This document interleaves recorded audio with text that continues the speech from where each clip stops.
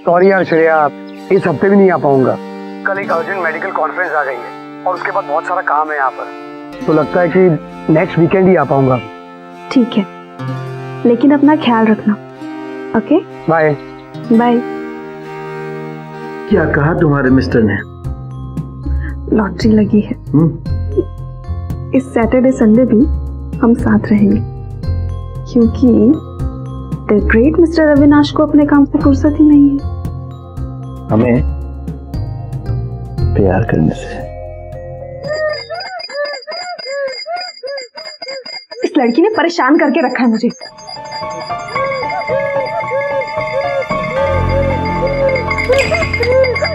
अब क्या हुआ तुझे? चैन से नहीं रह सकती? क्या कर रही हो?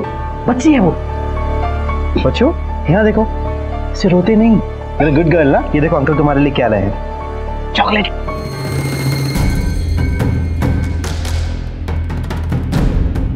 समझ में नहीं आता इस लड़की का क्या करूं। एक तो ये है और दूसरा इसका बाप। इन दोनों ने मेरी जिंदगी हराम करके रखी है। वो इतना टेंशन ले रही हो, मैं हूं ना तुम्हारी जिंदगी में।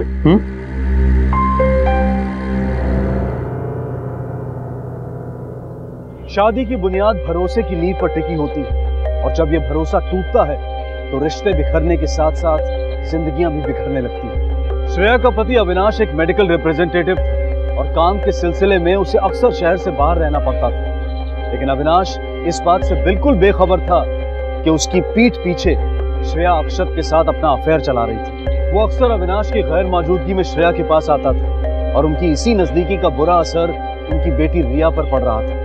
वो कुछ बोल नहीं पाती थी, लेकिन अंदर ही अंदर उसे ये बात खाई जाती थी कि जब उसके पापा नहीं होते थे तब कोई और उसके घर आता था और उसके पापा की जगह लेता था। ये बात उसे बर्दाश्त नहीं थी, लेकिन वो किसी को बता नहीं सकती थी, मजबूर थी। और उसकी इसी मजबूरी का फायदा उठाकर श्रेया और अक्षत के प्यार का इस सिलसिला चलता रहा।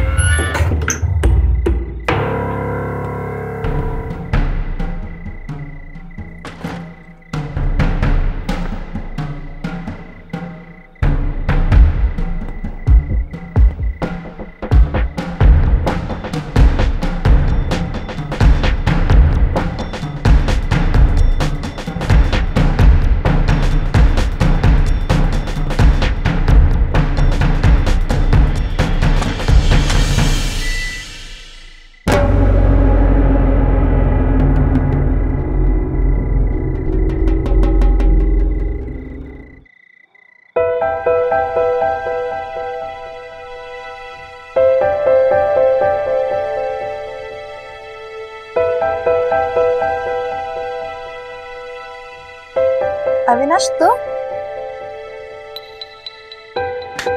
तुम कब आए? जस्ट अभी अपनी फैमिली को मिस कर रहा था, तो जैसे ही पता चला ट्रिप कैंसिल हो गई, झट से पैकिंग की और फट से आ गया। अच्छी लगी ना सरप्राइज? काश तुम्हें ऐसे सरप्राइज देने ही ना पड़ते। मतलब? I mean, तुम्हें यहाँ से कहीं जाना ही ना पड़े। हाँ यार, मन तो मेरा भी नहीं करता। तुम फ्रेश हो लो, मैं तुम्हारे लिए कुछ खाने को लाती हूँ। क्या बस?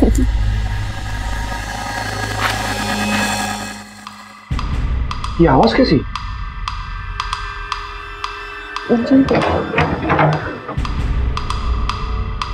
श्रेया, ये खिड़की खुली क्यों रखी है?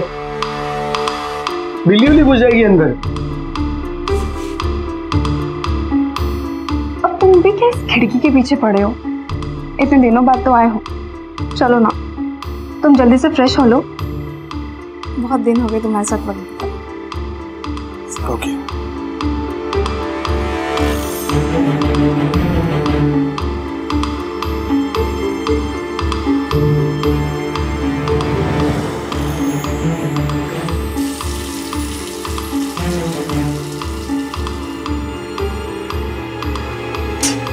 चलो जल्दी निकलो यहाँ से, जल्दी निकलो। अच्छा हुआ सही टाइम पर पता चल गया, नहीं तो बहुत बड़ी गड़बड़ हो जाती।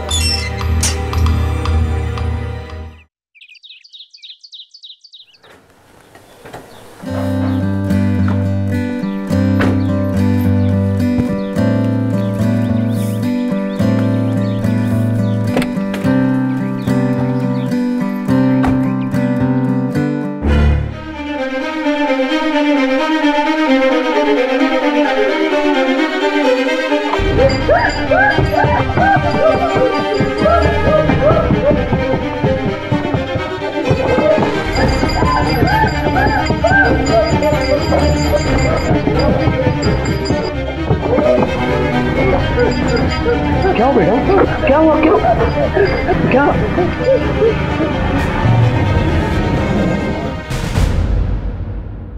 हाँ बेटा, क्या क्या हुआ? क्या क्या क्या देख लिया तुमने? हाँ? अच्छा, तुम क्या चाहती हो? पापा नहीं जाए?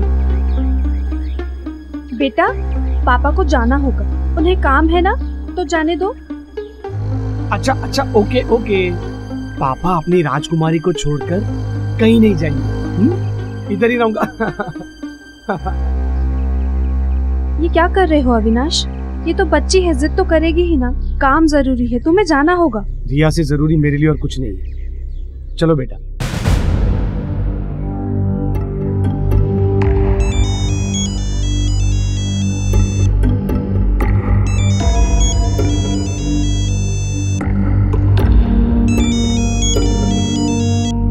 हेलो हेलो, वो गया ना? नहीं गया। इस रिया की बच्ची ने सब बिगाड़ दिया। मुझे समझ में नहीं आ रहा इस लड़की का क्या करूं। अब तो मुझे भी डर लगने लगा है कि अविनाश को सब बताना दे। अब तो कुछ करना ही होगा।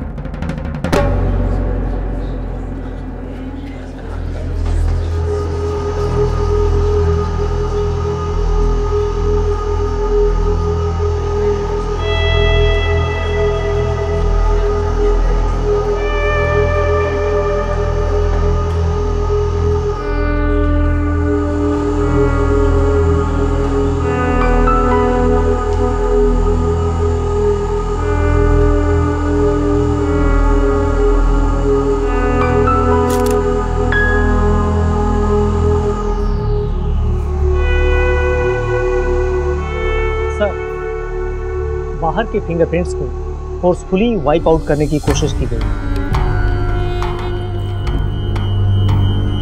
एक्सीडेंटल केसेस तो हो रहे हैं सावन, लेकिन कोई कार के हैंडल से फिंगरप्रिंट्स को क्यों मिटाएगा?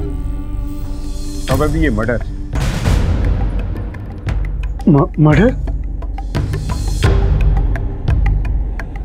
लेकिन मेरी बेटी का मर्डर कोई क्यों करेगा? किस लिए सर? वही तो पता लगाना है। ये एक सोचा समझा मर्डर।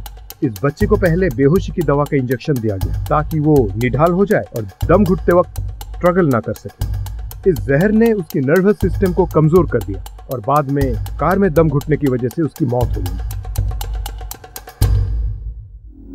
सफोकेशन की वजह से कार में छोटे बच्चों की मृत्यु के बहुत से वाकये सामने आते हैं, पर ज्यादातर ये केसेस एक्सीडेंटल होते हैं जो लापरवाही की वजह से होते हैं।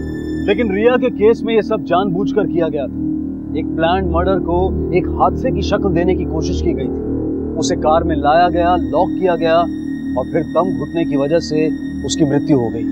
पुलिस ये समझ गई थी कि ये एक एक्सीडेंट नहीं बल्कि मर्डर है, और क्योंकि मर्डर घर के अंदर हुआ था इसलिए पुलिस ने सबसे पहले अविनाश के घर पे रेगुलरली आने जाने वाले लोगों से पूछताछ शुरू की। कब से चौकीदारी कर रहे हो? 10 साल हो गए साहब। उस रात ड्यूटी पे थे? जी साहब। कुछ अजीब लगा? कोई आवाज या कोई स्पेशल मोमेंट? मैंने वहाँ कोई आवाज नहीं सुनी। तुम उनके घर आते जाते थे ना? हाँ साहब, श्रेया मैडम कभी कभी मुझे बुलाती थी। कभी कोई सामान लाना होता है, कभी रिया बीबी को घुमाना होता है। क्योंकि रिया बेबी बहुत रोती थी, मैं उसको घुमा के लाता था तो वो चुप हो जाती थी। रोती क्यों थी? साहब ये तो मुझे मालूम नहीं है, लेकिन उसकी वजह से श्रेया मैडम बहुत परेशान रहती थी। ठीक है, तुम जा सकते हो। अच्छा, नमस्ते।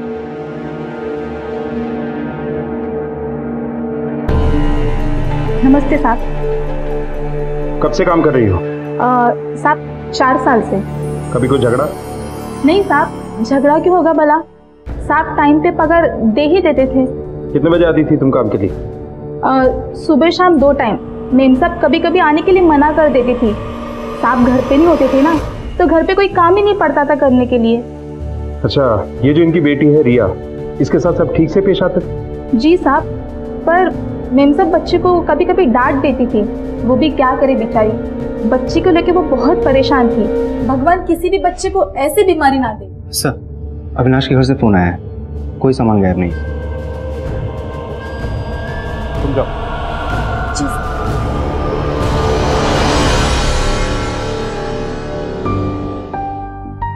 अक्सर घरेलू नौकर ऐसी वारदात को तब अंजाम देते हैं जब पैसे टाइम पर ना मिले या चोरी का लालच हो। ये दोनों बातें नहीं हुई। तो टीचर मोहन आ गया? हाँ सर, आया, बाहर बैठे। बुलाओ। हो सर। मैंने कुछ नहीं किया सर। बैठो। सर लेकिन मैंने कुछ नहीं किया है सर। सिर्फ इतना बताओ कि वहाँ क्या पढ़ाने जाते थे? वो तो ठीक से बोल सुन भी नहीं सकती थी। सर एक्चुअली मैं स्पेशल किड्स को ही ट्रेंड करता हूँ। ऐसे बच्चे बोल नहीं पाते तो उन्हें स्पेशल तरीके से ट्रेनिंग दी जाती है। मर्डर का तरीका भी स्पेशल था। वारदात वाले दिन कहाँ था? सर मैं तो 3 दिन से बीमार हूँ, घर पर था। सर मैंने रिया के पेरेंट्स को भी इन्फॉर्म किया था। तो कत्ल से पहले अलीबाई भी तैयार था। रोज वहां जाते थे तुम, तो हादसे से ठीक 3 दिन पहले छुट्टी क्यों ली? सर मैंने तो आपसे कहा मेरी तबीयत खराब थी। सर आप चाहिए मेरे डॉक्टर से पूछ लीजिए, मेरे पड़ोसियों से पूछ लीजिए, मुझे वायरल था सर। सर मैं तो 3 दिन तक घर से बाहर भी नहीं निकला हूँ। सर ये सही कह रहा है। मैंने पड़ोसियों से और डॉक्टर से तफ्तीश की है। शख्सियत का क्या हुआ? वैसे करते क्या हैं आप? सर मेरा गारमेंट एक्सपोर्ट का बिजनेस है। अविनाश के घर कितना आना जाना था? रोज या कभी कभी? सर कभी कभी आना जाना होता था, कभी आते जाते बच्ची दिख गई तो जाके उसे चॉकलेट दे दिया करता था। सर वाकई में बहुत प्यारी बच्ची थी वो। हादसे की रात कहाँ थे तुम? सर उस वक्त तो मैं काम के सिलसिले में मुंबई गया हुआ था। सही करा सर ये। ठीक है तुम जा सकते हो, जरूरत पड़ेगी तो फिर बुलाएंगे।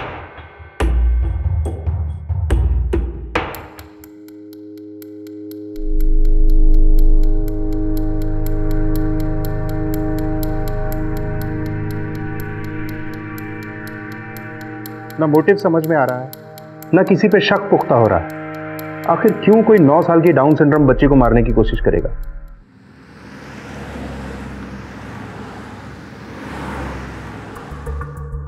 डॉक्टर साहब वो कौन सी दवा थी जिसे रिया को दिया गया था? Ketamine Z. ये मेडिसिन बहुत रेयर है, आम आदमी की पहुंच में नहीं। लेकिन किसी मेडिकल रिप्रेजेंटेटिव का इस तक पहुंचना ज्यादा मुश्किल नहीं होगा ना? बिल्कुल नहीं। सावन? हाँ सर। अविनाश को पुलिस स्टेशन बुला। Okay sir. सर आप कहना क्या चाहते हैं सर कि मैंने अपनी बच्ची की जान ली? सर मैं ऐसा क्यों करूंगा भला? मैं नहीं कह रहा हूँ मिस्टर अविनाश, ये पोस्टमार्टम की रिपोर्ट कह रही है। रिपोर्ट के मुताबिक बच्ची की मौत से पहले उसे बेहोशी की दवाई केटामिन जेड इंजेक्ट की गई थी। ये दवा आम आदमी की पहुंच के बाहर है, लेकिन एक एमआर के लिए। मतलब आप ये कहना चाह रहे सर कि इस दवाई का इस्तेमाल करके मैंने खुद ने अपनी बच्ची की जान ली? हो सकता है। एक 9 साल की बच्ची की जान गई है। जब तक खूनी को सजा नहीं दूंगा ना, चैन से नहीं बैठूंगा मैं सर। और हाँ, अब आपको यह साबित करना है कि आप अपनी बच्ची की जान क्यों नहीं ले सकते। और एक बात और, जब तक इन्वेस्टिगेशन चल रही है ना, आप शहर से बाहर नहीं जा सकते।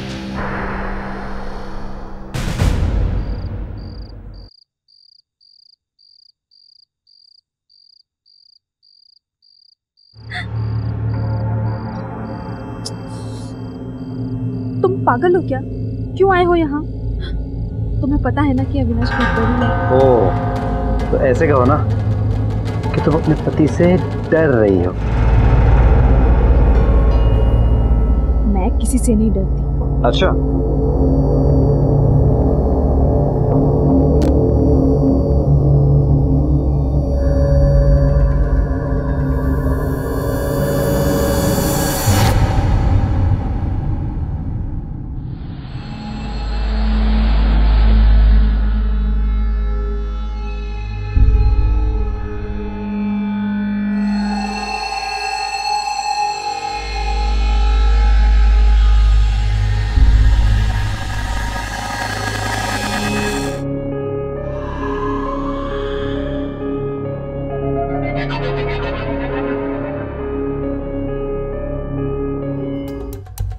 सर कुछ इंटरेस्टिंग फैक्ट सामने आए हैं। क्या? अभी कुछ दिन पहले अविनाश ने अपनी इंश्योरेंस पॉलिसीज, बॉन्ड्स और प्रॉपर्टी की वसीयत में अपनी पत्नी को, मतलब श्रेया को नॉमिनेट किया था। Good, interesting. अब कड़ी मिली है। अविनाश हैमर था और श्रेया उसकी पत्नी, मतलब श्रेया उस मेडिसिन तक आसानी से पहुंच सकती। पर सर इससे क्या साबित होता है? साबित नहीं होता है सावन, सुराग मिलता है। अविनाश की मौत से सिर्फ और सिर्फ श्रेया को फायदा होने वाला था। हो सकता है अपनी बच्ची के मर्डर में भी इसका हाथ हो। याद है मोहन और उस मेड ने क्या कहा था? इस किस्म के बच्चों के माँ बाप अक्सर अपने बच्चों से खींच जाते हैं। एक काम करो, श्रेया पर नजर रखो, वो कहाँ आती जाती है, किससे मिलती है, उसके फोन रिकॉर्ड सब कुछ। हो सर।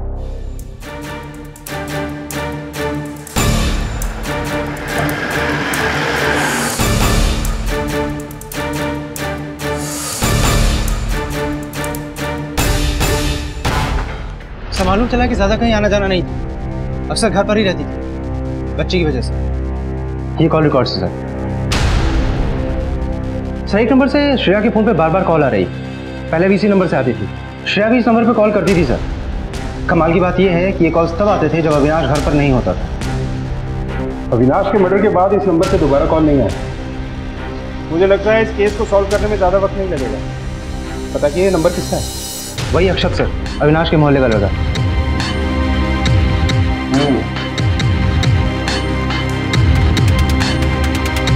वॉचमैन को बुलाओ। हाँ साहब, मैंने कई बार देखा अक्षय साहब शाम को आया करते थे। उस वक्त अविनाश की गाड़ी घर पे होती थी? नहीं साहब, उस वक्त अविनाश की गाड़ी घर पर नहीं होती थी। ठीक है, तुम जा सकते। ओके सर, नमस्ते।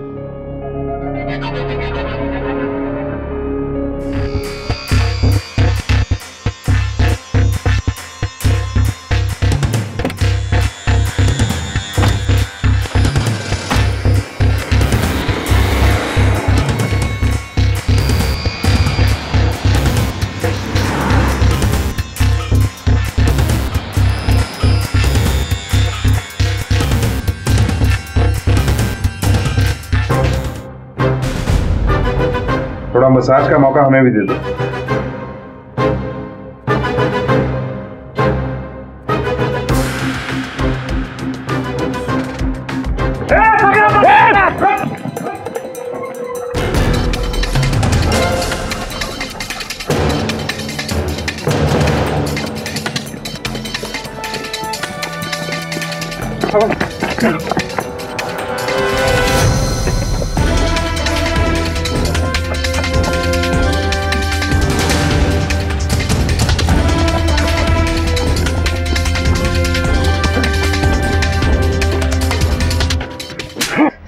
सर मैंने कुछ नहीं किया सर, मुझे कुछ नहीं पता, मैंने किसी को नहीं मारा सर। सर प्लीज मुझे जाने दो सर, प्लीज सर।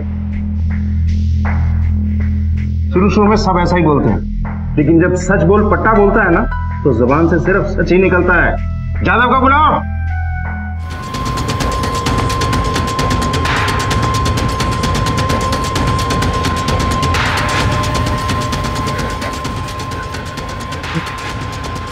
रुक जाइए सर रुक जाइए सर, बताता हूँ सर।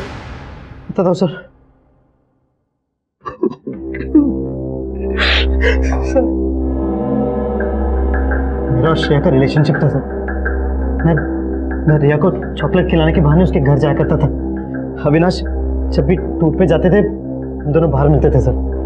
क्यों मारा रिया और अविनाश को तूने? बोल। सच कह रहा हूँ सर, मैंने अविनाश को नहीं मारा। हाँ मैं मानता हूँ कि मैं उसको मर्डर करने गया था सर, लेकिन मैंने उसको नहीं मारा सर। सर वो तो पहले से मरा हुआ था। हाँ सर ये सब करने के लिए मुझे श्रेया ने कहा था सर।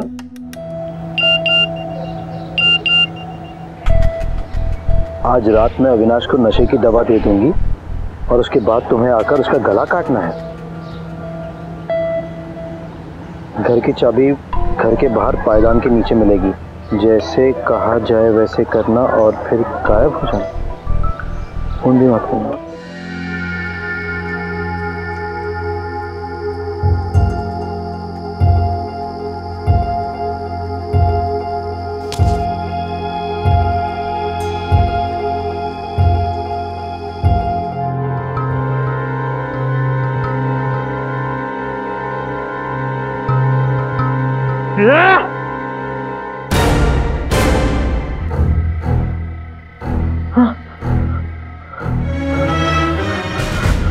मतलब तूने और श्रेया ने मिलकर ये सब प्लान किया? हाँ सर, प्लान किया, लेकिन मैंने नहीं मारा। मैंने सच में किसी को नहीं मारा सर।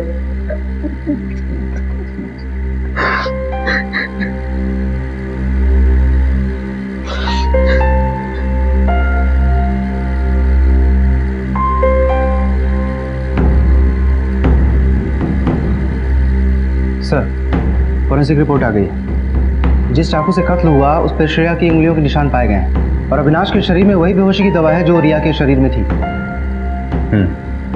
अब इस मास्टरमाइंड मिसेस श्रेया शर्मा से मिलते हैं। चलो। ये क्या बकवास है? मैंने अक्षत को कोई एसएमएस नहीं किया। चिल्लाओ मत, मैसेज तुम्हारे फोन से किया गया था।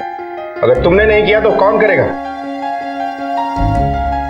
देखिए, मैंने किसी का मर्डर नहीं किया है। आपको कोई गलतफहमी हुई होगी। मैडम, हम सबूत की बिना पे बात करते हैं, हवा में नहीं। अब डबल मर्डर केस के लिए अंदर जाने के लिए तैयार हो। पोस्टमार्टम रिपोर्ट के हिसाब से अविनाश को भी मौत से पहले वही बेहोशी की दवा दी गई थी जो रिया को दी गई थी। पहले अपनी बेटी रिया, बाद में अविनाश, दोनों का मर्डर तुमने किया। ये सब आप क्या कह रहे हैं? मैंने ऐसा कुछ नहीं किया है। मेरी बात का यकीन कीजिए। ये सब कोर्ट में साबित करना। समता, अरेस्ट करो इसे। श्रेया का नार्को टेस्ट करवाया गया। उस टेस्ट में भी श्रेया ने यही कहा कि उसने खून नहीं किया है, लेकिन उस टेस्ट के रिजल्ट पुलिस को हैरान कर देने वाले थे, क्योंकि पुलिस के पास श्रेया के खिलाफ सबूत थे और मोटिव भी साफ था। लेकिन पुलिस अब पूरी तरह से कंफ्यूज थी कि अगर श्रेया ने ये मर्डर्स नहीं किए हैं तो फिर किसने किए?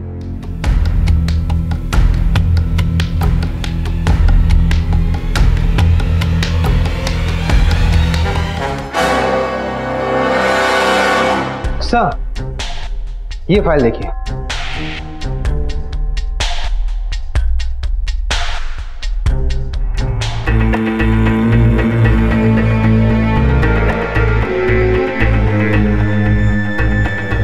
ये चाकू लो, इस डमी का गला रेत दो।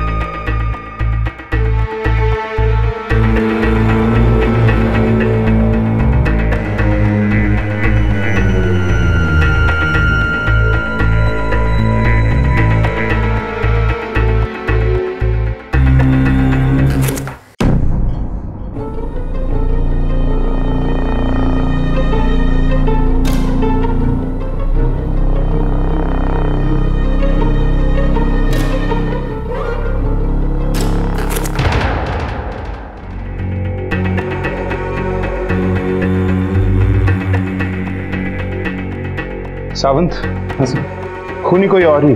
गले पे जो स्लैश का मार्क है उसकी मूवमेंट के हिसाब से जिसने भी ये मर्डर किया है वो लेफ्ट हैंडेड और श्रेया और अक्षत दोनों राइट हैंडेड। एक काम करो, मोहन, वॉचमैन और मेड सबको बुलाओ अभी।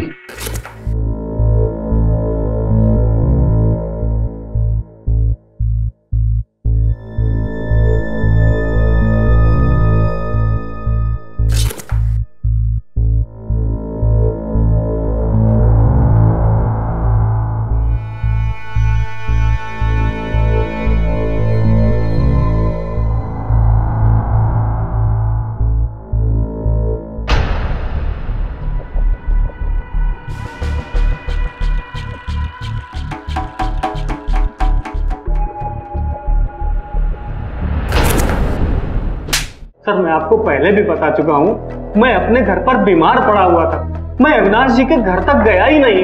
सर, मैंने कोई मर्डर नहीं किया सर। सर, ये सही कह रहा है, बीमार था ये। पड़ोसी लोग पहले भी कह रहे थे और अभी भी यही कह रहे हैं कि कई दिनों से बाहर नहीं गया। फिर ये श्रेया के मोबाइल से एसएमएस कैसे कर सकता है?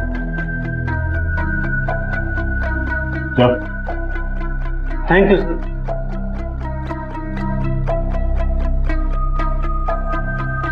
सावंत, अगर कातिल इनमें से कोई नहीं है तो फिर कौन हो सकता है? अब कोई नहीं बचा है। कहीं ये मामला यहीं ना अटक जाए। एक काम करते हैं, अविनाश के ऑफिस से पिछले 20 दिन का पूरा रिकॉर्ड निकलवाते हैं। उसके लैपटॉप, ईमेल, सब कुछ। उसकी बेटी के मौत के 7 दिन पहले से लेके अब तक का। चलो। सर, अविनाश की किसी से कोई दुश्मनी नहीं, एकदम सीधा साधा आदमी था वो। अच्छा, ये अविनाश आखिरी बार ऑफिस कब आया?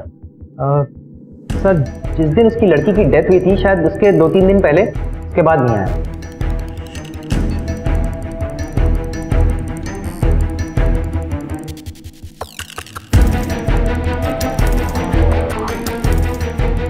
ये सीसीटीवी कैमरास वर्किंग है?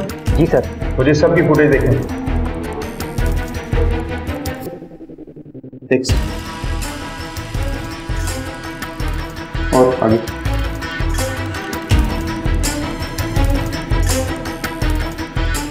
ठीक है, ये दोनों हाथों से? सर, यही तो खूबी थी उसकी। वो दोनों हाथों से लिख सकता था। इनफैक्ट सर वो अपने सारे काम दोनों हाथों से कर सकता था।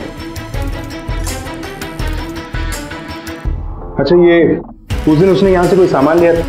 आई मीन कोई स्पेशल मेडिसिन या कुछ और? हाँ सर, एक दवा के कुछ पैकेट लिए थे जो उसे कोई मेडिकल स्टोर में डिलीवर करने थे। क्या बता सकते हैं वो दवा कौन सी थी? Ketamine Z। ये तो वो दवा है जो रिया की बॉडी में मिली थी और अविनाश की बॉडी में भी। अब पता ये करना है कि उस मेडिकल स्टोर तक ये दवा पहुंची या नहीं।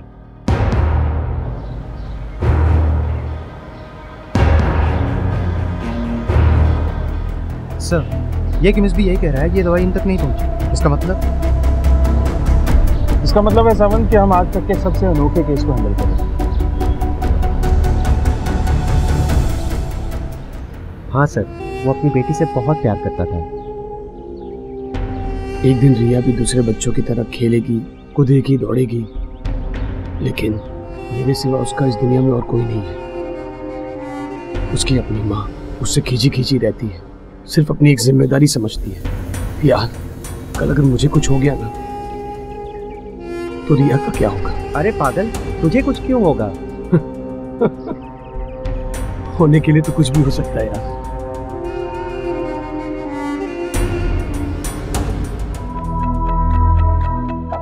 Quite possible. एक्चुअली जब कोई दूसरा इंसान किसी का गला रेतता है तो घाव थोड़ा दूसरा होता है, मगर इस केस में घाव उतना गहरा नहीं है, फोर्स कम है। ये एंगल हमसे मिस हुआ। पॉसिबल है ये घाव उसने खुद लगाया।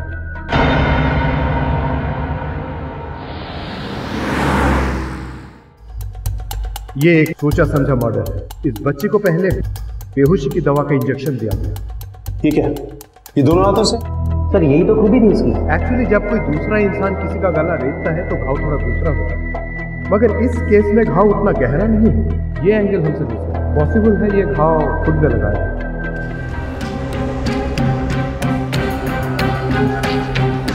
इसका मतलब अविनाश ने? जी हाँ, अविनाश ने। जरा सोचिए वो कौन था जिसकी पहुंच दवा तक थी? वो कौन था जो आपके मोबाइल से आसानी से मैसेज कर सकता था? वो कौन था जिसे आपके और अक्षत के बारे में पता हो सकता था? वो कौन था जिसकी पहुंच कार तक थी और रिया के बेडरूम तक थी? सिर्फ अविनाश। अविनाश आपसे इस बेवफाई का बदला लेना चाहता था, लेकिन उसे डर था कि उसके बाद रिया का क्या होगा, इसलिए उसने रिया का मर्डर कर दिया और खुद की जान ले ली। मैं बताता हूं क्यों हुआ था। क्योंकि उसने आपको आपके बॉयफ्रेंड के साथ देख लिया था, उसे आप पर शक हो गया। फिर उसने आप पे नजर रखना शुरू कर दिया और उसका शक यकीन में बदल गया। उसके मन में बदला लेने की भावना आई। उसने प्लानिंग शुरू कर दी, इंटरनेट पे मर्डर करने के तरीके ढूंढने लगा और वो तरीका चुना जो उसकी पहुंच में था। इसलिए उसने सबसे पहले अपनी बेटी की जान दी। वो तुम्हारे भरोसे रिया को नहीं छोड़ना चाहता था। वो जानता था कि तुम्हारे साथ उसका भविष्य सुरक्षित नहीं है, इसलिए उसने रिया को बेहोशी की दवा दी ताकि दम घुटने पर वो स्ट्रगल ना कर सके। फिर उसने आपके मोबाइल से अक्षत को मैसेज किया, जिसमें अक्षत आसानी से फंस गया,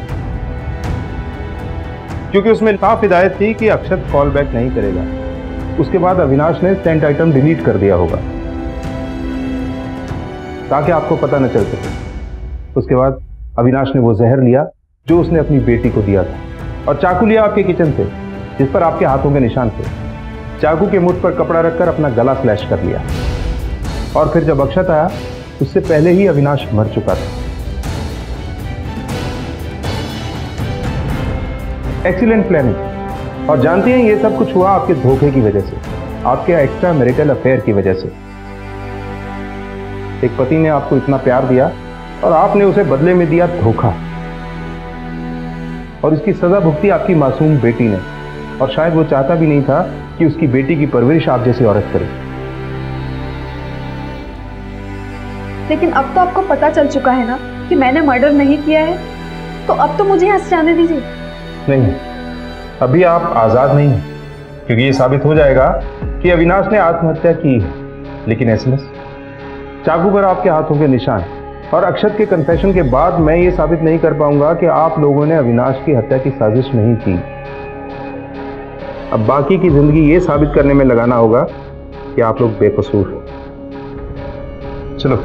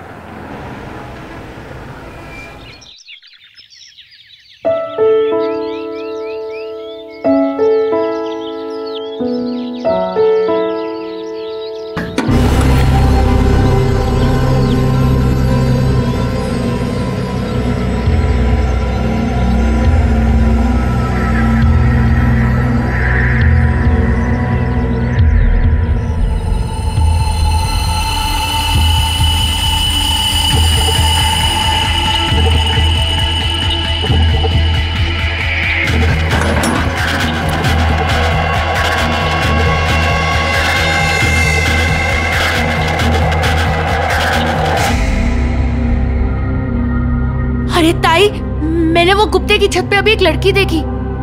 तो इसमें बोलने का क्या है? हाँ, अरे वो ताई, वो लड़की मुझे देख के डर गई। तेरी शक्ल ही ऐसी है कि कोई भी डर जाएगा। अरे ताई मजाक छोड़ना। अरे वो लड़की पहले से ही डरी थी और मुझे देख के तो वो और भी घबरा गई। अरे ताई वो लड़की किधर से आई लड़की? उस गुप्ते के घर में ना उसकी माँ बीवी को छोड़ के और कोई नहीं रहता। कहाँ से आएगी लड़की? अरे ताई आज शपथ मैंने वो लड़की देखी वहाँ पर। अच्छा आई सुनना। अरे ताई काय झालं? आई तेरे बेटे को ना लड़की दिख रही है। खुली आंखों में ना सपने देख रहा है ये। इसकी ना शादी करा दे। अच्छा शादी? सातवीं तो तेरे से क्लियर हुई नहीं। शादी करने की सोच रहा है। सबके सब पास हुए, तेरे को छोड़ के नाक कटा दिया तूने। सब पूछते हैं कि अब हर्षद आगे क्या करेगा। क्या बोलूं? शादी करने की सोच रहा है? बाबा सच में मैंने वहां पे एक लड़की देखी थी। चुप, जूते मारूंगा तेरे को मैं।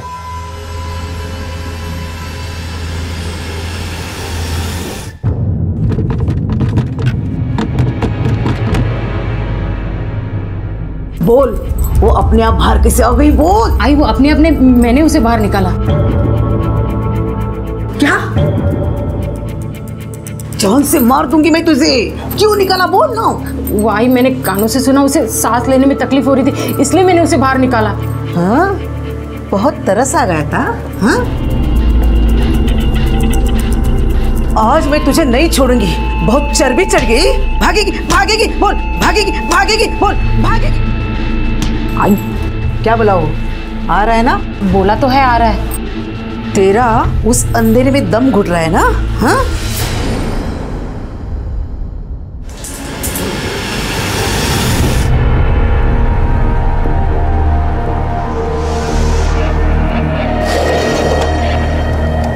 कौन है? कौन है?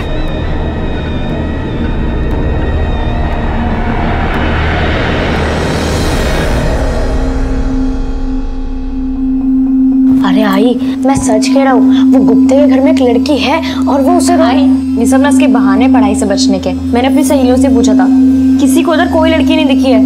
वो लड़की ना सिर्फ इसी को दिखती है, कोई लड़की नहीं है उधर। अच्छा, वहाँ कोई लड़की नहीं है।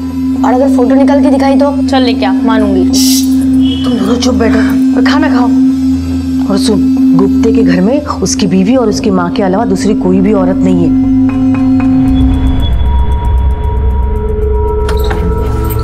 रेखा, क्या करे? जाए या नहीं?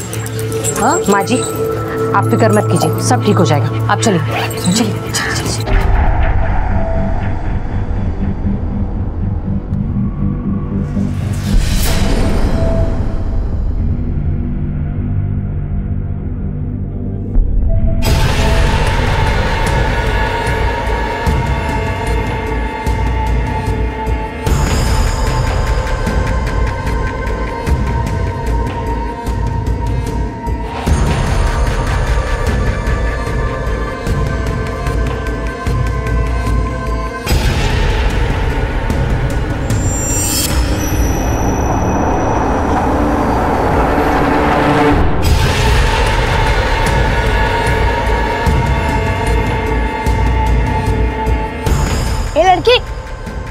लड़की किधर है तू? अगर तू अंदर है तो जवाब देना। ए लड़की बोल ना।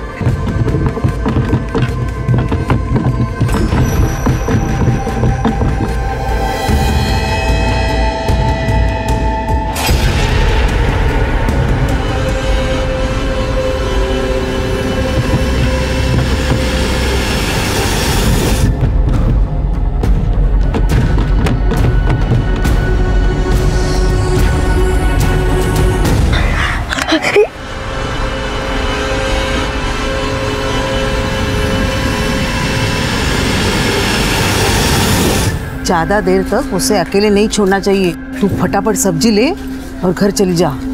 मैं मंदिर जाके आती हूँ, 15 मिनट में आ जाती हूँ। सुन, दोबारा कोई गलती नहीं होना चाहिए, समझी ना?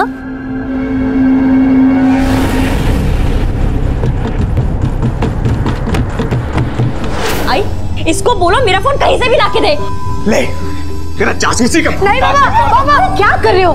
इतने बड़े लड़के को कोई मारता है क्या? हाँ माना गलती हुई है इससे, आइंदा से नहीं करेगा, मैं समझा दूंगी इसे। हर्षद बेटा नहीं करेगा ना? अच्छा समझा इसको, दूसरे की फाटिंग में टांग नहीं आने का, नहीं तो तेरी टांग तोड़ दूंगा मैं, समझा?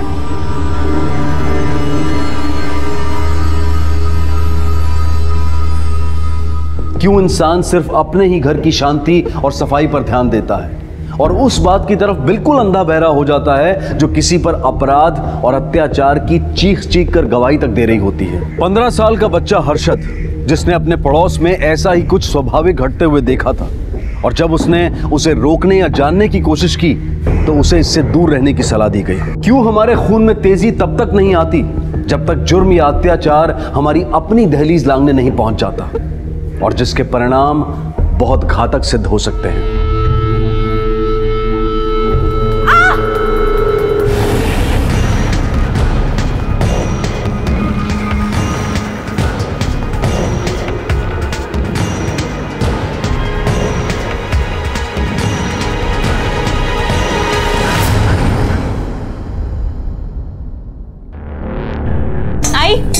मेरा फोन तो ये तोड़ ही चुका है, अब तेरे फोन के पीछे पड़ा था, पता नहीं किससे फोन कर रहा था, मैंने छीन के काट दिया। ये ले तेरा फोन।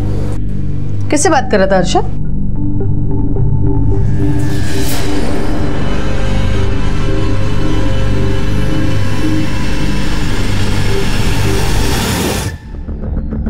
सर, वायरलेस से कॉल आया, डीपी रोड पर एलआईजी कॉलोनी में कोई किसी औरत को बुरी तरह से मार रहा है। किसने फोन किया है? सर वो तो पता नहीं चला क्योंकि फोन बीच में ही डिस्कनेक्ट हो गया। और एड्रेस? सर एड्रेस है, लेकिन कॉलर ने अपना नाम नहीं बताया। किसी ने फेक कॉल किया होगा, फिर भी चेक करना पड़ेगा क्योंकि शायद किसी को हमारी मदद की जरूरत होगी। और यह भी हो सकता है कि झंझट के डर से उसने नाम नहीं बताया हो। चेक करो। Yes sir.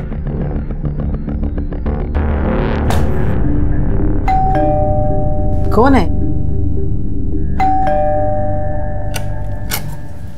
अरे साहब आप? हमें कंप्लेंट मिली है कि तुम्हारे घर में किसी लड़की के साथ मारपीट हो रही है। लड़की? हमारे घर में? नहीं नहीं, यहाँ कोई लड़की नहीं रहती, मैं और मेरी बहू रहती है। क्यों, तुम्हारी बहू लड़की नहीं है? बुलाओ उसे। हाँ हाँ बुलाती। रेखा, ए रेखा। हाँ। यहाँ मारपीट किसके साथ हो रही है? तुम्हारे साथ? मारपीट नहीं साहब, कुछ नहीं है ऐसा। तुम्हारे अलावा और कौन रहता है इस घर में? नहीं नहीं, हम दोनों के अलावा कोई भी नहीं रहता है। चलो चेक करते हैं। चेक करो। कोई नहीं साहब। साहब कोई नहीं। हाँ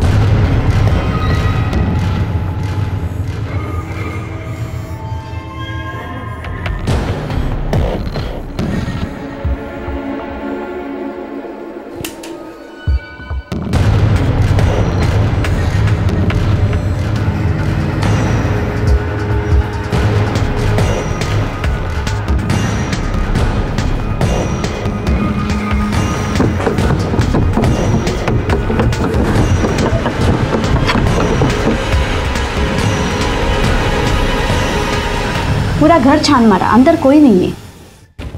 सर सब जगह चेक किया, अंदर कोई नहीं है। तुम्हारा पति कहाँ है? वो यहाँ नहीं रहता? यही रहते हैं साहब, वो हफ्ते में सिर्फ 2 बार ही आते हैं, उनको काम की वजह से घूमना पड़ता है साहब। शायद फेक कॉल होगा, हमारे वजह से आपको तकलीफ हुई, सॉरी। साहब कंप्लेंट किसने की? कंप्लेंट करने वाले ने अपना नाम नहीं बताया। झूठा फोन किया होगा। ठीक है चलो।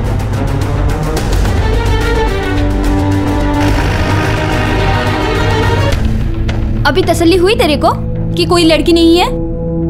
सोच आई, अगर हंसा आंटी को मालूम होता कि ये फोन किया है तो कितना हंगामा करती।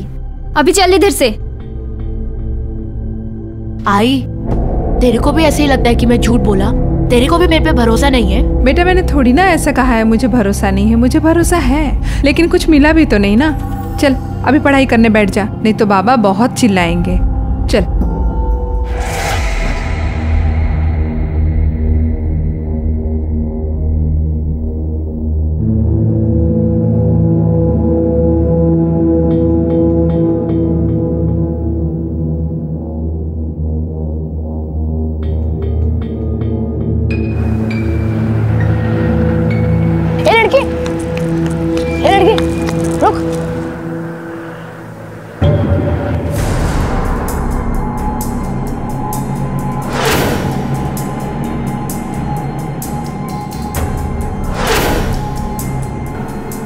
सॉरी, मुझे लगा कि आप वो नहीं हो।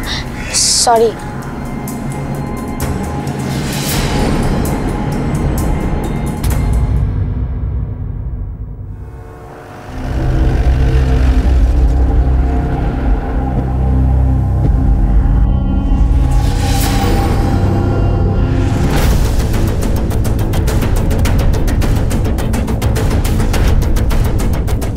सर, लड़की की उम्र लगभग 25 के आसपास की है। किसी ने गला चीर कर उसकी हत्या की है। रिक्शा वाला जब सुबह आया, जब उसने उस बॉडी को देखा।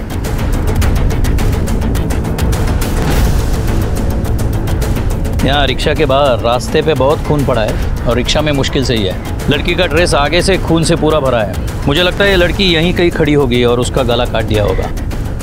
खून पूरी तरह बहने के बाद जब वो मर चुकी होगी तो उसकी लाश रिक्शा में डाली होगी। सर, हमने रिक्शा ड्राइवर को कस्टडी में ले लिया है। नहीं, मुझे नहीं लगता रिक्शा वाले ने खून किया है, क्योंकि अगर उसने खून किया होता तो लाश अपने ही रिक्शा में नहीं छुपाता, कहीं और डाल देता। सर, यहाँ पर काफ़ी सारी रिक्शाएं पार्क होती है और ये रिक्शा ड्राइवर पास के पार्क में ही सोते हैं। इसका मतलब खून किसी और ने किया है और लाश यहाँ रिक्शा में छुपाई है। एक काम करो, इलाके के सारे रिक्शा वालों के फ़ोन नंबर ले लो और पूछताछ करो। किसी पे ज़रा सा भी शक हो गया उसे उठा लो। लड़की के बारे में कुछ पता चला? मतलब उसका नाम, कहाँ की है वगैरह? नहीं सर, लड़की के पास कोई आईडी प्रूफ नहीं मिला, ना ही कोई पर्स, मोबाइल, कुछ भी नहीं। इसका फोटो सब पुलिस स्टेशन को भेज दो और ये भी देख लेना कहीं कोई मिसिंग कंप्लेंट आई है या नहीं। Okay sir. कौन थी ये लड़की और कौन थी वो लड़की जो संदूक में बंद थी? क्या इन दोनों का आपस में कोई संबंध था? और गुप्ते का इस लड़की से क्या लेना देना था? किसने खून किया था इस लड़की का और क्यों?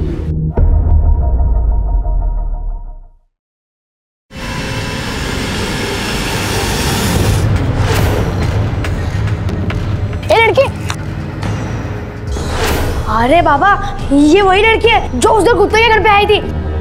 अरे बाबा, यही है उसके घर पे आई थी। मैं इसे जानता हूँ। आई बाबा, हम एक काम करते, इसके बारे में ना पुलिस में जाके बताते। पढ़ाई पे ध्यान दे, समझे? इस बार एग्जाम्स में फेल हुआ ना तो हड्डियां तोड़ दूंगा और घर से बाहर भी निकाल दूंगा। कोई जरूरत नहीं पुलिस को बताने की, बहुत मिल जाएंगे पुलिस को बताने वाले। नाम क्या है इस लड़की का?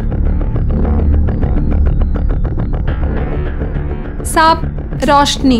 तुम सब एक ही जगह काम करती हो? हाँ साहब, हम सब एक ही जगह काम करते हैं। किसके पास? मतलब मालिक कौन है?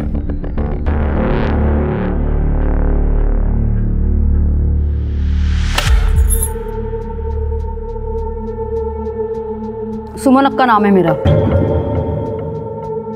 उसी नाम से सब बुलाते हैं। ये रोशनी तुम्हारे लिए काम करती थी ना? हाँ साहब, बहुत अच्छी लड़की थी, कभी शानपत्ती नहीं की उसने मेरे साथ और पैसा भी बहुत कमाती थी। लेकिन मेरी बदकिस्मती, मेरे पे कौन सा भूत आया, मैंने बेच दी उसको। क्या बेच दिया?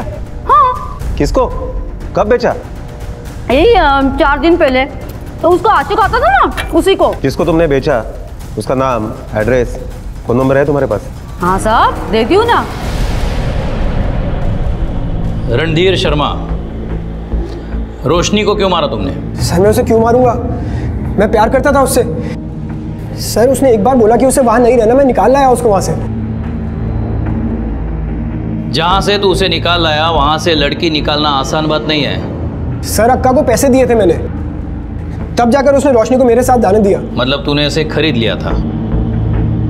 सर, आप ऐसे कह सकते हैं, पर मेरे लिए रोशनी की आज़ादी की कीमत थी वो। ये फिल्मी डायलॉग मुझ पे मत मार। कितने पैसे दिए थे?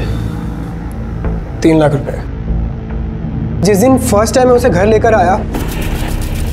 आओ रोशनी, आज से ये हमारा घर है, अब से हम यहीं रहेंगे। थैंक यू रणबीर, आपने मेरे लिए इतना कुछ किया है, ये घर, ये जिंदगी। लेकिन अगर मैं आपसे एक चीज और मांगू तो क्या आप देंगे? हाँ हाँ बोलो, क्यों नहीं। मेरा एक पुराना काम अधूरा रह गया है, अगर आप बुरा ना माने तो क्या मैं उसे पूरा करके वापस आऊं? मुझे लगा कि किसी पुरानी फ्रेंड से मिलने गई होगी, तो मैं अक्का के यहाँ गया देखने की, क्या पता वो वहाँ हो, पर पता चला कि वो वहाँ भी नहीं आई। कहानी अच्छी बनाई तुमने, दुआ कर यही सच हो। तुमने रोशनी को कहाँ से खरीदा? वो हमारा एक सप्लायर है ना साहब, पावड़े करके, उससे लिया। और ये रोशनी पावड़े के पास कहाँ से आई? साहब ये मेरे को नहीं पता। पावड़े का नंबर और एड्रेस देना जरा। अब ये तो मत बोलना कि तुम्हारे पास उसका नंबर और एड्रेस नहीं है।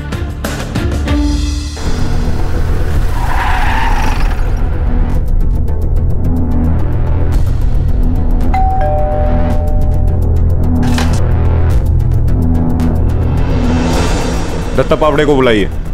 साहब उनको कैसे बुलाऊं? उनका तो 6 महीने पहले ही निधन हो गया है। क्या? आई काय झालं? कौन है? क्या हुआ? ये कौन है? मेरा छोकरा रोहन। नमस्कार। दत्ता पावड़े काम क्या करते थे? उनका इंपोर्ट एक्सपोर्ट का बिजनेस था। Import export? तुम लोग तो उसकी दोस्त थी ना, तुम्हें तो उसने बताया होगा यहाँ आने से पहले वो कहाँ थी। हाँ साहब, दोस्त तो थी, मगर इसके पहले वो किधर रहती थी, क्या करती थी, किसी को कुछ नहीं पता साहब। लेकिन हाँ साहब, एक बात, उसको अंधेरे से बहुत डर लगता था। वो हमेशा रात को भी गोली की लाइट ऑन करके सोती थी। हाँ साहब। और साहब एक बार वो बोली थी कि उन लोगों ने उसको संदूक पे काफी दिनों तक बंद रखा था। रोशनी के केस में पुलिस की छानबीन उल्टी चल रही थी। मर्डर से पहले वो रणधीर के पास और उससे पहले वो सुमन अक्का के पास थी। पर पावड़े की मौत ने इस तहकीकात की कड़ी पर रोक लगा दी, क्योंकि वही बता सकता था कि सुमन अक्का के पहले वो कहां थी और वो कौन शख्स हो सकते थे जिनका ताल्लुक रोशनी के मर्डर से हो सकता था। रोशनी अंधेरे से डरती थी, उसे भी संदूक में रखा गया था, और जिसे हर्षद ने देखा था उसके साथ भी इसी तरह से अत्याचार हो रहा था। फिर रोशनी को गुप्ते के घर से निकलते हुए भी देखा गया, लेकिन रोशनी और वो लड़की दोनों अलग थी। जिसमें से रोशनी का खून हो चुका है, तो फिर वो दूसरी लड़की कहाँ, उसका क्या हुआ? जादव, रोशनी की मौत 30 तारीख को 1 से 3 बजे के बीच में हुई है। उसके बॉडी में अल्कोहल पाया गया है, इसका मतलब उसने शराब पी थी। घाव उसके गले पर है जिसकी वजह से उसकी मौत हुई है। रिपोर्ट के मुताबिक हथियार एक नोकीला धारदार चाकू जैसा है, करीबन 2 इंच का। 2 इंच? यानी सर कोई ब्लेड जैसी चीज होगी। लेकिन सर ऐसी चीज तो लोग सुसाइड आइटम में यूज करते हैं, कोई मर्डर कैसे कर सकता है? हो सकता है ये रिपोर्ट में कुछ गलती हुई होगी, फिर से पोस्टमार्टम करवाओ, जल्दी से जल्दी रिपोर्ट लाओ, कुछ गड़बड़ हुई होगी। Okay sir. सर, एक औरत और एक लड़का आया है, रोशनी केस के बारे में कुछ बताना चाहते हैं। मैंने उनको बाहर बिठाया है। बसा बसा।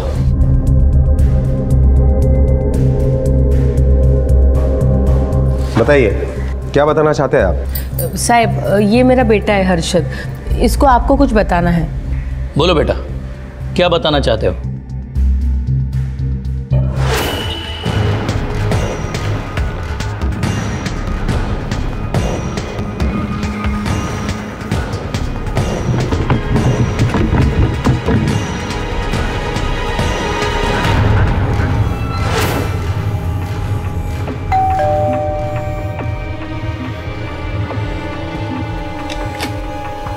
जी?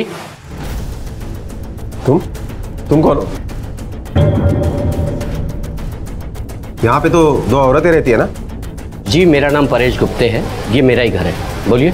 हमें इन्फॉर्मेशन मिली है कि आपने किसी लड़की को संदूक में कैद करके रखा है। क्या साहब, ऐसी जानवरों जैसी हरकत कोई कैसे कर सकता है? हमारे पास तुम्हारे घर का सर्च वारंट है, पता चल ही जाएगा।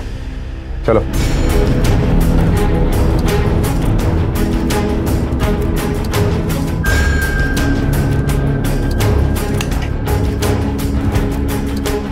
सर, यहाँ एक संदूक था। लेकिन यहाँ तो कुछ भी नहीं है। सर, मैंने खुद देखा था पिछली बार।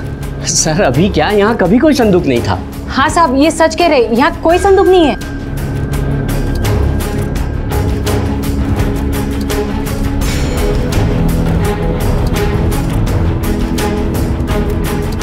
तुम्हारी माँ जी, वो कहाँ है?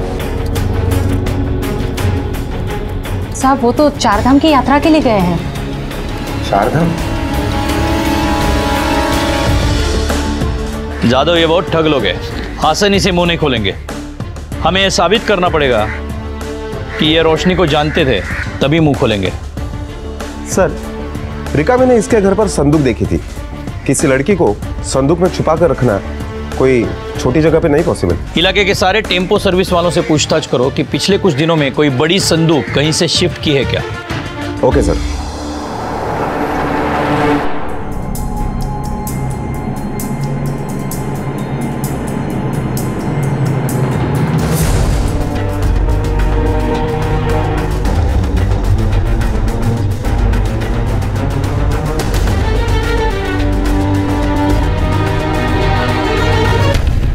सर, हमने सभी लोगों से पूछताछ की, लेकिन किसी ने भी कोई संदूक शिफ्ट नहीं किया है। सर, पोस्टमार्टम रिपोर्ट है।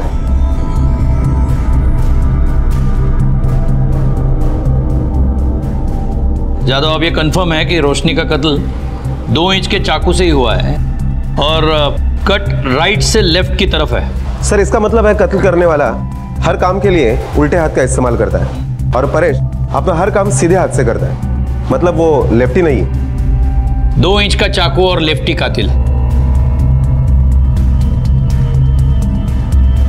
वो बच्चा है ना हर्षद, उसे पुलिस स्टेशन बुलाओ। Okay sir. हर्षद बेटा, ठीक से साफ साफ याद करके बताओ, उस दिन क्या हुआ था जब रोशनी को तूने परेश के घर से बाहर निकलते हुए देखा था? सर, मैंने उसे सिर्फ एक बार नहीं 2 बार देखा था। 2 बार? मतलब? हाँ सर, पहली बार जब मैंने उसे गुप्ते के घर से निकलते हुए देखा तो मुझे लगा कि वो वही लड़की है जिसे मैंने छत पे देखा था, पर वो ये थी, वो नहीं।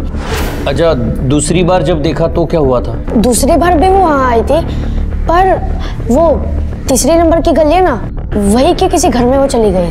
3 नंबर की गली? कौन सा घर?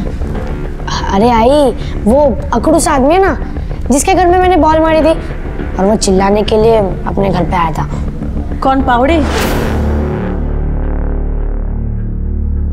हाँ, उसके बाद मैंने उसे फॉलो किया।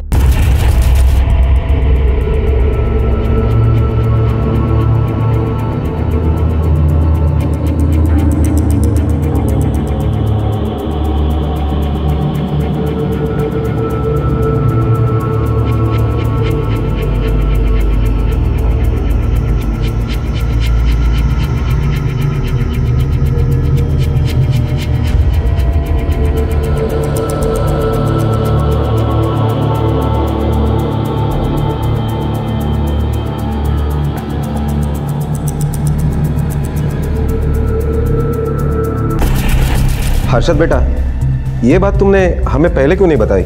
जानबूझ के छुपाई थी? छुपाई नहीं सर, पर वो जो पहले लड़की थी ना, वही मेरे दिमाग में आ रही थी, वो जो संदूक में बंद थी। और वैसे भी बाबा बोलते हैं कि किसी के लफड़े में नहीं पड़ना चाहिए।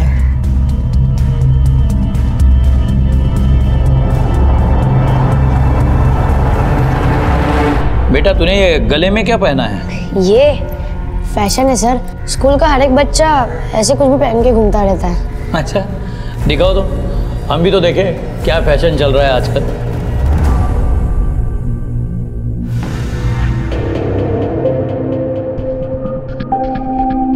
साहब, मैंने इसको बहुत बार बोला ये ऐसे मवाली की चीजें मत पहना कर, सुनता ही नहीं है मेरी बात। कौन कहता है ये पहनने से कोई मवाली होता है? ये तो हीरो है हमारा। रोशनी यहाँ आई थी तुम्हारे घर पर और कुछ देर बाद तुम्हारे घर से वो चली गई, तुम उसके पीछे गए। अब असलियत तुम हमें बताओगे या तुम्हें पुलिस स्टेशन लेके चलूं और खुद उगलवाऊं? सर, आपको किसी ने कुछ गलत बता दिया है। रिका में इसको गाड़ी में डालो और पुलिस स्टेशन लेके चलो। इसकी 4 झूठी बातें सुनकर अभी सच्ची बात का इंतजार नहीं कर सकते हम। नहीं सर। और इसे इतना मारो कि इसकी हड्डी का 1-1 इंच हम एक्सपोर्ट कर सके। सर, ऐसा मत कीजिए सर। मैंने कुछ किया ही नहीं। तो साहब, इसके बाबा भी नहीं रहे, यही एक मेरा सहारा है साहब, इसको मत लेके जाओ साहब। अरे क्या पूछ रहे, जो विचारते थे बोलना, बोलना क्या नहीं तू? रोशनी मेरे बाबा को ब्लैकमेल करती थी। ब्लैकमेल? क्यों? क्योंकि मेरे बाबा ने उसे बेचा था और इस काली करतूत के बारे में हमें कुछ नहीं पता था। इसी बात के लिए वो मेरे बाबा को ब्लैकमेल करती थी, वो सबको बता देती, तो इस मोहल्ले में रहना हमारे लिए बहुत मुश्किल हो जाता साहब। इसीलिए उसका मुंह बंद रखने के लिए मैंने उसे पैसे दिए, और उस दिन वो पैसे लेने के लिए यहाँ पे आई थी। और फिर तुम उसके पीछे गए उसे मारने के लिए? नहीं सर, मैं तो अपने काम से निकल गया था। तुम्हारे घर के सर्च वारंट है मेरे पास, जल्दी से इसके ऊपर साइन करो। सर पर मैंने कुछ किया ही नहीं है। साइन करो। कर दे बेटा।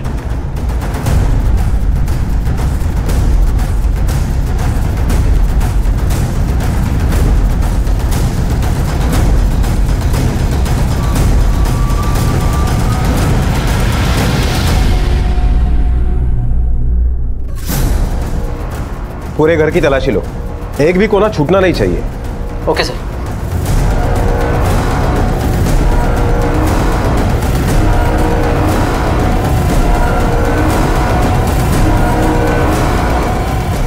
सर ऐसा कुछ नहीं मिला जिसमें डाउट हो। सर मैं तो पहले ही बोला था इस घर में कुछ नहीं मिलेगा, आप बेकार ही छानबीन किए जा रहे हैं। चलो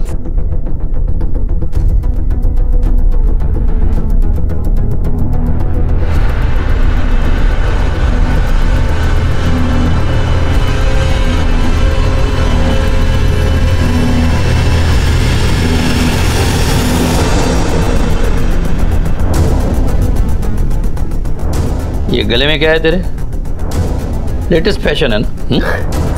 अरे सर ये तो ऐसी आर्टिफिशियल चेन है, ये लॉकेट है। निकालो जरा, निकालो।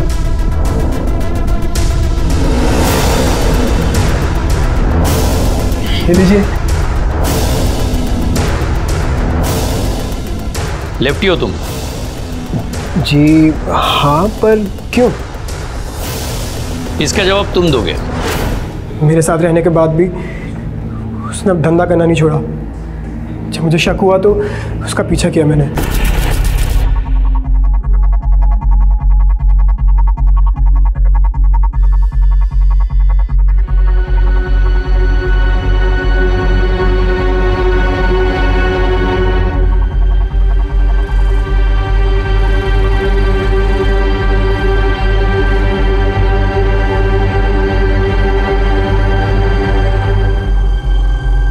मैं ये देख के बर्दाश्त नहीं कर पाया सर।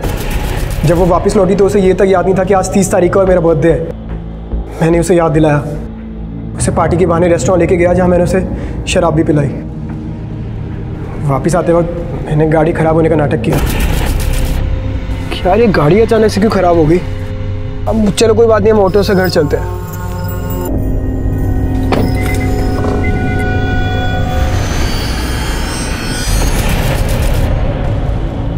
तुम लोगों का यही प्रॉब्लम है, हर चीज़ की जल्दी रहती है। जल्दी से प्यार किया, जल्दी शादी करना चाहते थे, जल्दी से उसे मार भी डाला बिना उसे पूछे कि सच क्या है और जाने।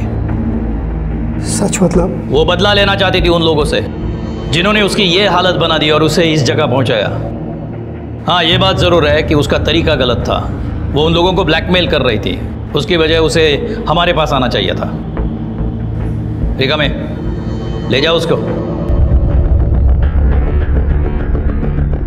एक और लड़की है जिसे हमें रोशनी बनने से बचाना है। जादव, गुप्ते ने जिस लड़की को कैद किया है उस तक हमें रोशनी बनने से पहले पहुंचना है।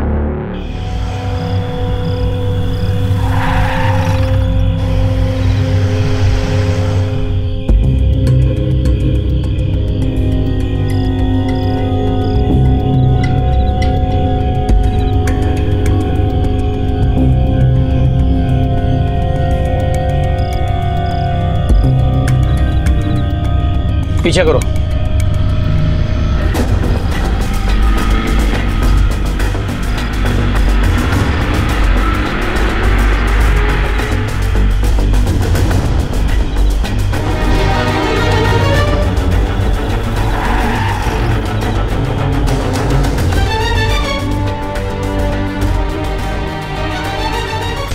अरे कहाँ है तुम लोग? मुझे यहाँ बंद करके किधर गए थे तुम लोग? आई तेरे को क्या मालूम, हम लोगों को पुलिस उठाकर ले गई थी। क्या? वो तो अच्छा हुआ कि रोशनी का कातिल पकड़ा गया और पुलिस ने हम लोगों को छोड़ दिया। आई, जो होना था वो हो गया। महक किधर है? सब कुछ ठीक है ना? कुछ गड़बड़ तो नहीं है? क्या करना है ठीक होने से? 6 महीने हुए परिस के साथ सोती है, लेकिन अभी तक पेट से नहीं हुई। ऐसा लगता है पहले वाली जैसी ये भी वांझ निकली। अब क्या करें? अब कोई और लड़की देखनी पड़ेगी। रोशनी को तो पावड़े ले गया था, वो भी मर गया। अब इसे किसको दें? कौन है आप? क्या चाहिए? कुछ नहीं।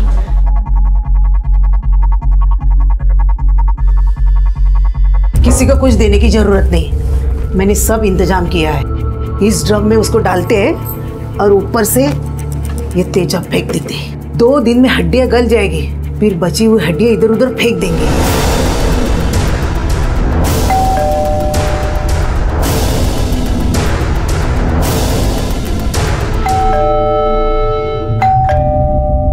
अभी कौन आया है? आई, आवाज मत कर। तुम लोग अंदर जाके छुप जाओ, मैं देखता हूँ। चल चल चल चल चल, चल।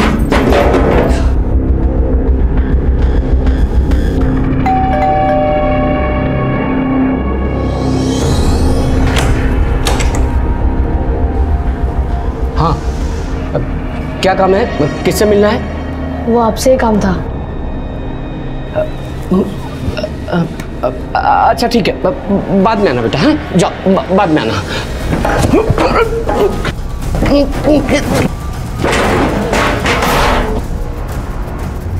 अंदर और 2 लोग हैं, उनको भी पुलिस स्टेशन लेके चलो।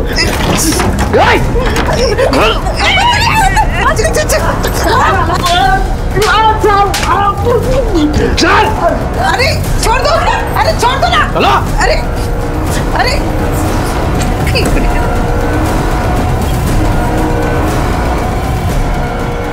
अंदर आना बेटे। यही लड़की थी जिसको तुमने देखा था? हाँ सर, यही थी। शुक्रिया। प्लीज। हमने नहीं, इस बच्चे ने, हर्षद ने बचाया तुम्हें। साहब, बच्चा नहीं है हम लोगों को। उधर गांव में सब लोग बाप दादा की जायदाद बांट रहे थे। हम लोगों से बोले कि तुम लोग क्या करोगे इसका, औलाद तो है नहीं। साहब, इसलिए रोशनी को हम लोग लेके आए थे, पर वो भी कभी माँ नहीं बन पाई, इसलिए मजबूरन हमको उसको पावड़े को बेचना पड़ा साहब। अभी तो ऐसा लगता है साहब, भगवान की यही मर्जी है, मेरा वंश कभी आगे नहीं बढ़ पाएगा। काश भगवान की मर्जी तुम लोगों को पहले समझ आती, 2 लड़कियों की जिंदगी बर्बाद होने से बच जाती। वैसे भी और कोई उम्मीद नहीं है, क्योंकि जेल में वंश आगे नहीं बढ़ सकता।